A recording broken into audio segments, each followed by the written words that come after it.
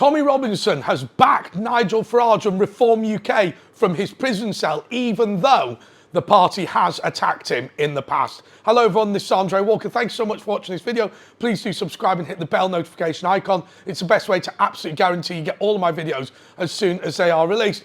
Well, I think Britain's most famous political prisoner under Keir Starmer is Tommy Robinson, a man who really shouldn't be in prison. He's a category D prisoner, which means he's in prison for something that's not a crime. It's slightly confusing, but nonetheless, contempt, of course, is not a criminal offence in Britain, but you can be locked up for it anyway.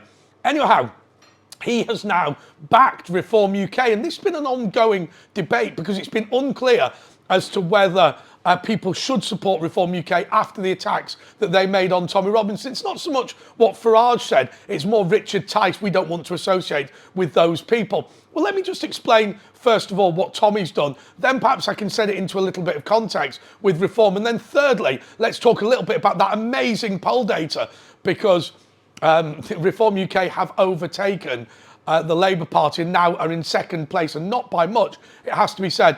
Well, first of all, the reports have come out of the prison that he's been telling people that have visited him to support ReformUK despite the attacks that they've made on him. And I think when I want to say let's set this into context, let's start talking about what's gone on here. I've made the point consistently that Tommy Robinson has made mistakes. There's no doubt about it. I've always said that I'm an anti-immigration conservative commentator, and he's somebody who attempted to enter the United States of America with somebody else's passport. A remarkably stupid thing to do, it has to be said. It's not the worst thing I've ever heard, and certainly people do worse at Dover every single day, but nonetheless, he has committed an immigration offence, and we have to take that seriously. But my argument continually is on Tommy Robinson, that he is the allergic reaction to the problem. I've said before today that he started his career when the Luton Defence League was launched, and it was launched when Anjam Chowdhury was burning poppies and shouting abuse to the Anglian regiment when they came back to Luton. The points that Tommy Robinson has made about apartheid within certain parts of Luton, about forced marriage, about interracial marriages, or interreligious marriages, I should say, being effectively banned, about the fact that, there's one rule for one person and one rule for another. Sometimes that's beneficial to the Muslim community, but very often it's detrimental to them. All of those things exist, all of those things are real, and whether or not you back Tommy Robinson, those things will continue to be real. And so I would continually say to both Richard Tice and Nigel Farage that you ignore what you think personally of Tommy Robinson. We've got to look at the wider issues. And I think the reality is, what we're talking about here is what David Starkey says are the tribal areas. Now, not tribal because we're trying to say it sound in any way racist, but what's very often happening in places like Burnley, what's very often happening in places like Luton, what's very often happening in places like Dewsbury, is not that we have got immigrants coming to the United Kingdom from Pakistan, Bangladesh, and indeed India. What's happening is one particular village is transporting person by person over, and those villages remain a little enclave. When you talk about the amount of Pakistani and Bangladeshi immigration into the UK, it's not as if there's a Pakistani family on every street. What there are is entire districts which are now effectively Pakistani or Bangladeshi, and then they are effectively kind of separate. And they're very often policed differently as well, and they have a different system of political governance.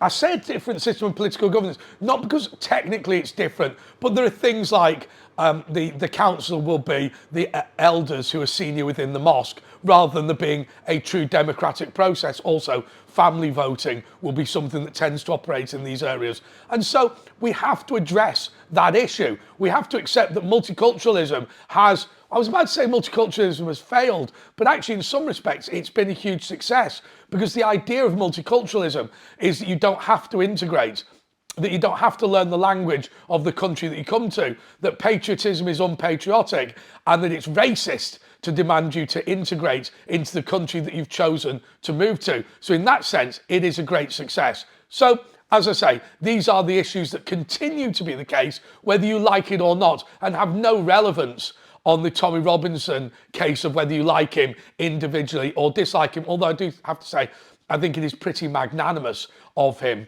to endorse reform from his prison cell. Presumably, one would assume the reason that he's doing it is because he recognises that even though Tice has not been great towards him, it's important to bring in some sense of unity. Because if we just continually fracture here, there and everywhere, then there really is nothing left. What is it, that film, The Life of Brian? The People's Front of Judea and the Judean People's Front, two completely separate organisations. But let's talk about the polling.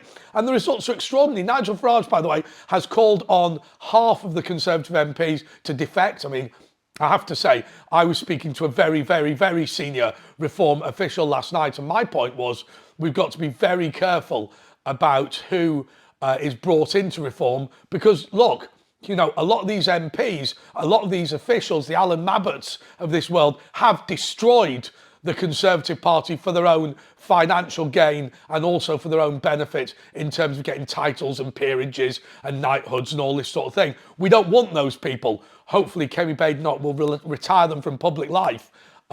Not a moment too soon in the case of Alan Mabbott. He, by the way, is the legal affairs officer of the Conservative Party. I absolutely loathe the man with a passion. He's probably the most dishonest man in British politics. Anyway, let's talk about the poll data, because Reform is now on 24%. Where Labour are on 23% and the Conservatives are on 26%. So all pretty much in that band. Reform want to be the official opposition in practice. Obviously, they've got far fewer MPs, but I think in some respects, the opposition that they're providing is much more fulsome and much more significant than what the Conservatives are providing. And of course, there's that situation in Wales where Reform UK now is regularly topping the poll. By the way, we always go on about, you know, Scotland and Northern Ireland. We never think about little Wales. I mean, they voted for Brexit. They've very often brought in Conservative MPs in the past when needed, say under Boris Johnson, to protect that Brexit deal.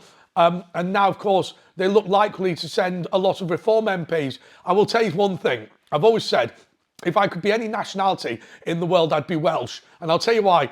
Because Wales is able to be both a big country and a small country simultaneously. When it comes to things like heritage and language, they're a small country, but when they want to be a nuclear power, they're a big country, the United Kingdom.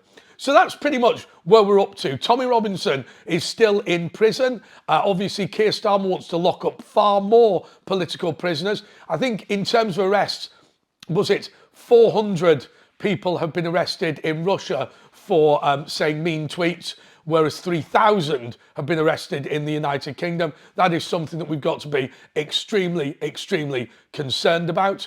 And I think this endorsement is going to be significant. Where it goes in terms of the Conservative Party, I don't know. I have to say, I'm shocked by Kemi Badenoch. I mean, remember, she won that election on the basis that nobody was going to listen to any of her policies. She was never going to tell anybody what she believed. Maybe she'll come out with some good policies now. I have to say, I doubt it. And I want to ask you a really important question.